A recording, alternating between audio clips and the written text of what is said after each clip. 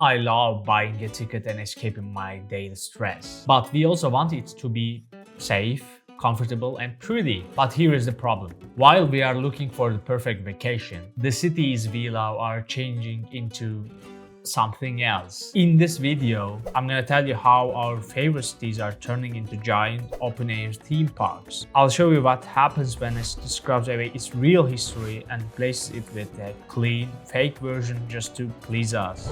I'm gonna take you to the front lines of this change. We are gonna look at Venice, a city that is becoming so much like a museum that you might soon need a ticket just to walk inside. And we are gonna go to Barcelona, where the locals are actually fighting back with water pistols because they can no longer afford to live in their own homes. But most importantly, I'm gonna talk about us. Why do we prefer the fake and perfect version of a city over the real one?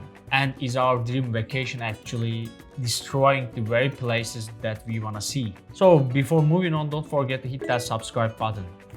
Let's go. Stop for a second and think. When was the last time you saw something truly real on your vacation? I'm not talking about the real that you saw on Instagram. I mean the raw, unedited version of this city. Okay, let me be honest. Actually for me, and I think that for most of us, being a tourist is the ultimate mental reset button. It's an escape from the grind of daily life. Work emails, bills, and responsibilities were replaced by the pure adrenaline of discovery. When I travel, I love getting lost in unfamiliar streets. That sense of otherness, the different architecture styles, the unique cuisines give me a fresh perspective on the world. As tourists, we are not just seeing a place, we are viewing it through a special traveler's lens. When we take a photo, we are taking possession of a space that once felt foreign. And I'm gonna admit it, I love that this adventure feels safe. When I'm on vacation, I don't wanna be stressed from the country's structural problems and economic crisis. I want the most aesthetic, most story-worthy version of a place. We want the adventure, but we want it created. We want the authentic experience, but we want it to be efficient and comfortable. But as we step into these charming streets, a hidden mechanism is already at work, turning reality into a stage. So have you ever visited a city that felt more like a movie set than a real city? Drop the name of that city in the comments below. Now, let's talk about Disneyfication. So what happens when a city starts changing itself just to please us? Welcome to the world of Disneyfication. Don't let the name fool you. This isn't just about Mickey Mouse or the theme parks. Disneyfication is what happens when a real place is stripped of its messy, complicated history and repackaged into family-friendly products. It's like the city is being put through a filter so it's easier for us to consume. Look at Italy, for example. In famous art cities, the centers are shifting from real neighborhoods to something that feels like a giant open-air theme park. These historic districts are being rebranded with a specific theme to give us that perfect feeling of being immersed in history. But as these areas fill up with souvenir shops, big brands and Airbnbs, the people who actually live there are being pushed out.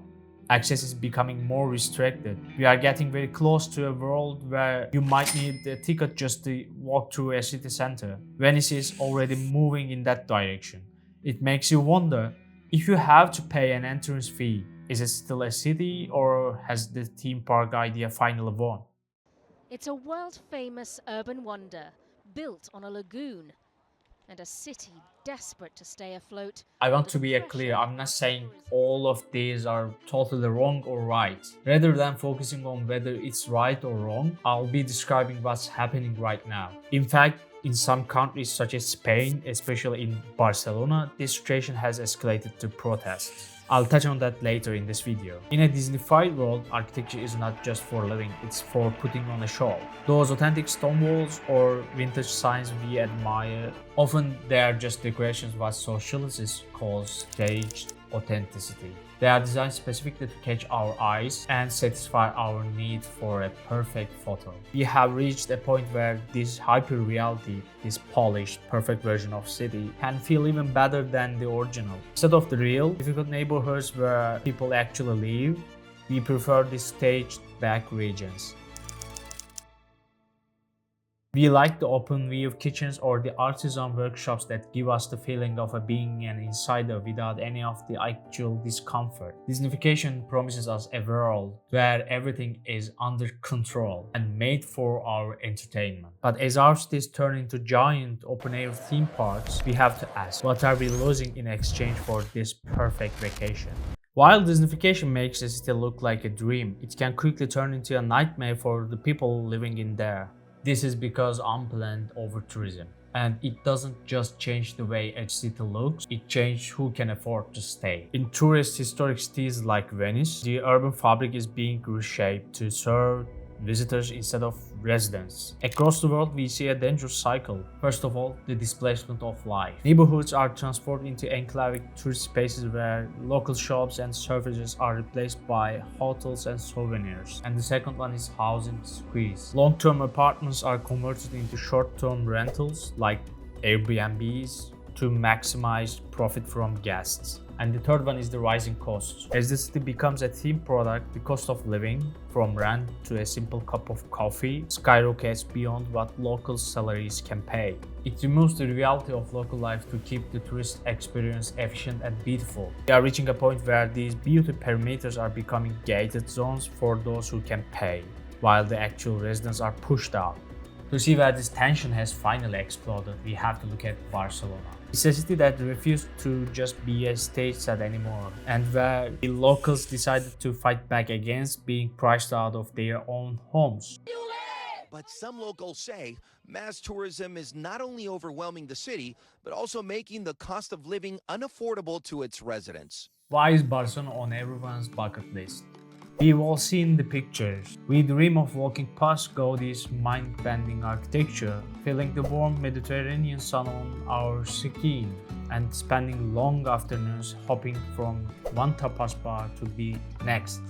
For me and for most of us, Barcelona represents the perfect escape. We have seen the photos of Gaudi's towering Sagrada Familia, the narrow paved streets of Gothic Quarter, and the sun hitting the sea. Last year alone, over 15 million people visited this city. That is almost 10 times the local population. It's the ultimate mental reset, a place where we can enjoy the weather and the incredible architecture.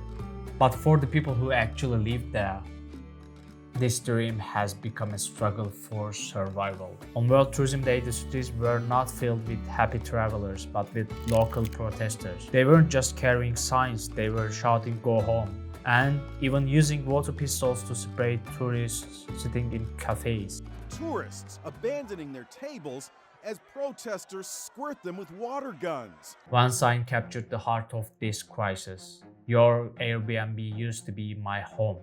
Why is the tension so high? It's not about the hating individual tourists. It's about how the city is being managed. The first problem is the housing squeeze or housing shortage. Residents are being evicted because owners can earn far more from tourist flats than from pensioners. In some areas, residents have been almost entirely pushed out.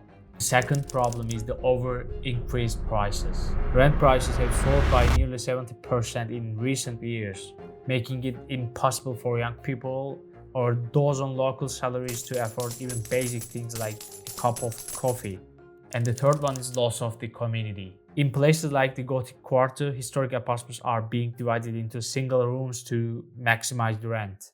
Under intense pressure, Barcelona has announced the radical step: a complete ban on short-term tourist rentals by 2028, which will cancel some 10,000 licenses. Right now, I want to be clear. There is no right or wrong answers. There are two sides of every story.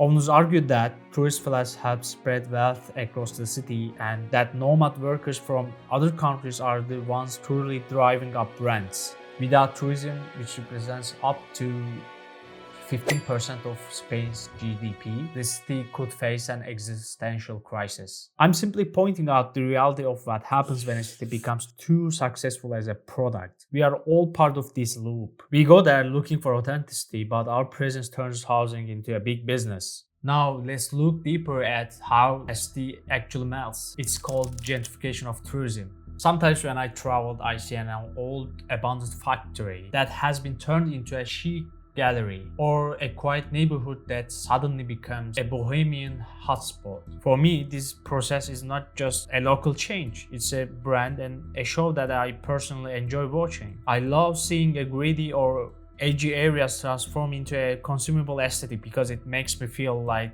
I'm part of an authentic creative moment. But who is really shaping this new architecture? This is where the tourist gaze comes in. It's not just about the physical buildings, but how we view them through our own traveler's lens. Architecture is shifting away from being built for the people who live there. Instead, it's being redesigned to give us that perfect authentic frame. By now, you might think tourists feel cheated by these staged cities. Many of us have become what sociologists call post-tourists. A post-tourist doesn't mind the illusion. In fact, they often enjoy the game. They know that the authentic fishing village only exists because of tourism money, and they see the glossy travel brochure as a fun piece of pop culture rather than a real promise of an untouched world. Instead of hunting a pure reality that doesn't exist, the post-tourists accept the show. They find pleasure in the beautiful fake surfaces of the experience. However, this love for the show has a real impact on our world. It creates what we call theme ParksThe. Take Venice, for example. It's a tourist historic city that now works more like a giant resort than a place for local life. In these places, architecture stops changing for the people who live there. The city eventually freezes in time to serve the traveler's lens. It becomes a hyper-real space where the lights might go out at night because there are no residents left, only guests. This is not a simple story of right or wrong. It's a shift in our global culture. We have learned to love the simulation. We know it's a stage and we know we are the audience, but we keep buying the ticket because sometimes a beautiful illusion is exactly what we want from our vacation. At the end of the day, we have to be honest about our own roles in this. As tourists, we are often buying time. We have a limited number of days off and we want to spend them escaping the stress from our daily life. Because our time is so short, we don't usually ask for the complicated truth about a country's struggles. Instead, we demand an aesthetic summary, a created, beautiful version of a place that is easy to enjoy quickly. We want the excitement of meeting the other, but only if it stays within a comfortable boundary. There's also a strange shift happening with our senses. In the modern world, we often feel a sense of disempowerment because we cannot see or touch the biggest risks, like nuclear radiation or chemical pollution. To feel control again, we become risk takers in small, manageable ways. We choose to face controlled risks like trying exotic street food, navigating a greedy foreign alleyway, or driving in a chaotic city. These activities make us feel alive and adventurous, but they are tucked safely inside the tourist bubble. We enjoy the comfort of these thrills because we know that at the end of the night, we can retreat to a hotel that feels just like home. We are not looking to solve the world's problems. We are just looking for a beautiful place to hide from our own.